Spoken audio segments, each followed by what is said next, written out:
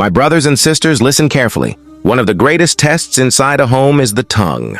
Many marriages are broken, not because of poverty, not because of distance, but because of words that cut deeper than knives. Some women, unfortunately, use their mouths to abuse their husbands. They insult, they disrespect, they raise their voices, and they crush the heart of the very man who provides and sacrifices for them. This is not the way of a righteous woman. A good wife is a woman who guards her tongue, who knows when to speak and when to remain silent. She does not shame her husband. She does not insult him. She does not curse him. Instead, she comforts him when the world is heavy.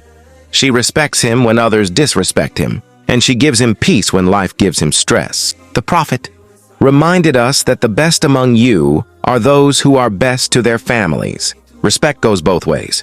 Just as a husband must honor and protect his wife, a wife must guard her tongue and honor her husband.